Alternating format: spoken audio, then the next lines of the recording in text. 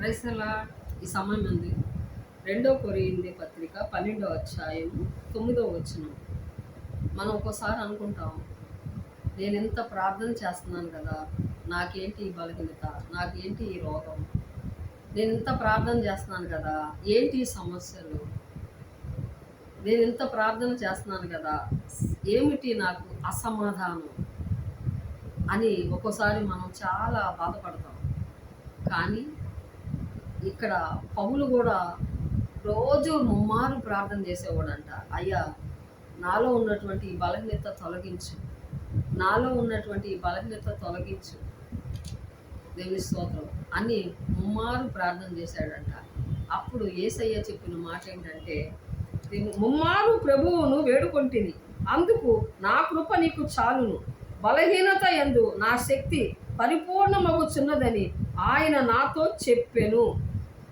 చూడండి దేవుని స్తోత్రం. పౌలు వాక్యం బోధిస్తున్నప్పుడు సేవ చేస్తున్నంతసేపు ఆ బలహీనత కనపడదండి. దేవుని స్తోత్రం. సేవ చేయటం అయిపోయిన తర్వాత ఆ బలహీనత అతనికి కనపడుద్ది. దేవుని స్తోత్రం. కాబట్టి ఒకసారి దేవుడు మనలో ఉన్న ముళ్ళు తీయడు. ఎందుకనంటే మనం హెచ్చిపోకుండునట్లు. ఏంటంట, మనం హెచ్చిపోకుండునట్లు మనలో ఉన్నటువంటి, మన కుటుంబంలో కావచ్చు, మనలో కావచ్చు, ఆ ముళ్ళు తీయుడు. ఏమంటాడంటే, నా కృప నీకు చాలు. ఆమేన్. దేవుని స్తోత్రం. నా కృప నీకు చాలు, నా శక్తి పరిపూర్ణమగుచున్నదని ఆయన నాతో చెప్పాను. దేవుని స్తోత్రం, దేవుని స్తుతులు.